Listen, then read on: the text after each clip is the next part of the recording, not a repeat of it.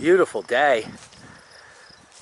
Coming off a third of an inch of rain, and the first time in 4 years that we have actual lilac blooms that didn't freeze.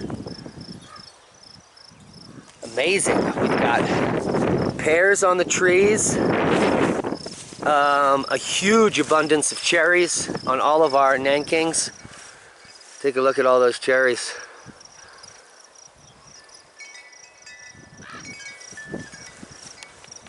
We've got currants on the bush.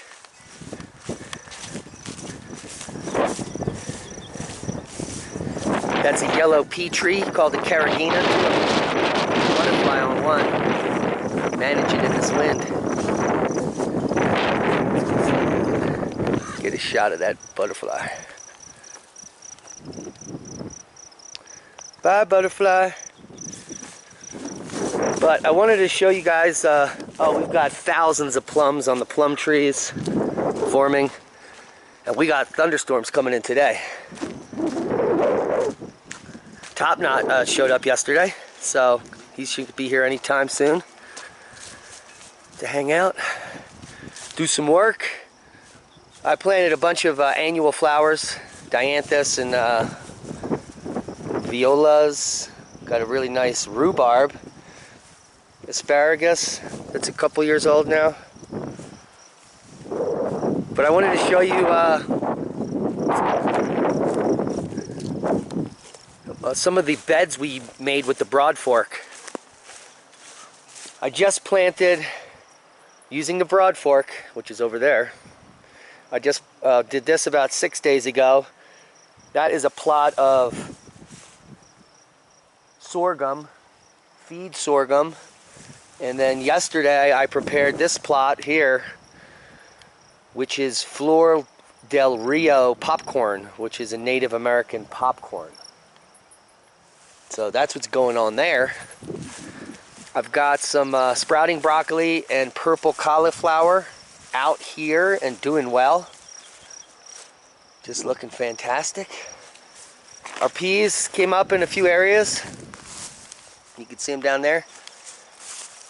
And here is the broad forked area that we were working on just about a month ago, where I broad forked a triangle here and planted mustard and some spinach in the front, and you can see the mustards are coming out prolifically as well as the spinaches.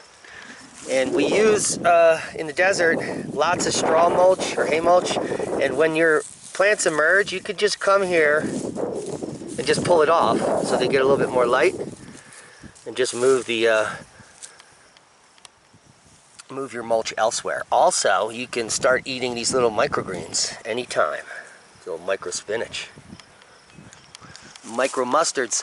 Now the reason we have so much mustard is because it attracts a lot of the bugs that eat leafy green plants, and so we just plant an abundance of it so that the bugs come over here and eat the mustard. Some of it looks good, some of it's edible, and we can cook it. But it's mostly just a part of our integrated pest management. The more plants you plant that attract your insects that you don't want, the better off your other crops do. So that's part of our integrated pest management. Also abundance. We now have a 15-foot row here that I planted out with our lettuce seeds from last year, and take a look at how much lettuce is coming up here. Just amazing.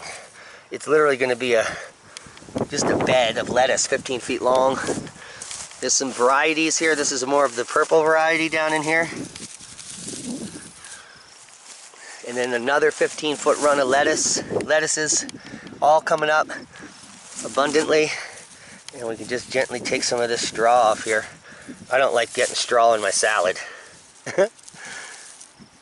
So, it did its purpose. Now we need the lettuce to grow abundantly. Take a look at that. Beautiful selections. Tons of lettuces coming up. Now what do we have here? This is starting to sprout. It's a black walnut. And then a 20-foot row of cilantro. People are saying, what are you going to do with a 20-foot row of cilantro? Well, live abundantly, fragrantly, and eat lots of cilantro, apparently. but it's to create seed for others to be abundant in the future. And this rear bed here is a 25-footer filled with sunflower, giant mammoth, and some others. And you can see there's some coming up there. We also put in some onions. So there's the sunflowers coming up.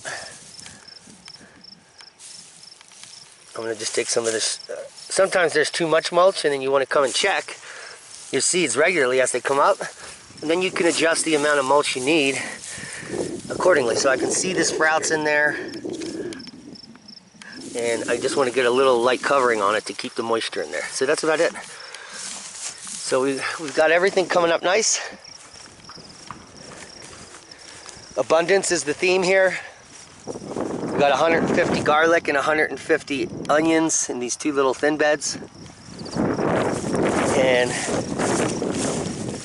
I don't know if you remember, a few years ago I did an amazing video on tansy. I just rewatched it the other day. Pretty impressive. So that's what we got going. I just planted some sweet corn in this bed. Maybe 100 ears, 70 ears. We got some of our peas kicking up here. We've got some apples on this tree. This is a, I believe, a Red Delicious. We got some dead trees that we got to deal with. All in a day's work in the orchard. So that's what we're working on here. This apple tree has never flowered. And bada bing, bada boom. By the nature. It's a miracle right there. We could have 3 or 4 apples on there. Hope you got something out of the video. Look at all these plums. Man. We got more peas popping here. We got, take a look. The raspberry, that's a blackberry coming out. Ow. Just caught me. Look at the peas. Yes, sir. We're in business. What are you guys planting? What are you growing? What's your schedule? Real quick before we leave, I'll show you some berries. Massive currant bush here. This is a prickly currant, currently making hundreds of berries. It's a little berry right there. See that little guy? And this is one of our gooseberries, and it's also prolifically producing gooseberries right there. So those will be ready in just a week or so. They'll plump out. You can already see some are bigger than others. Oh, and Bob joined us. Hope you got something out of the video. It's not too late to start planting. You can grow everywhere. 7 days a week, 52 weeks a year. Be safe, we love you. Share this with like-minded people. Take a look at these gooseberries in the sun. Fantastic, isn't it? Be safe, we love you. Well, basketball Bob.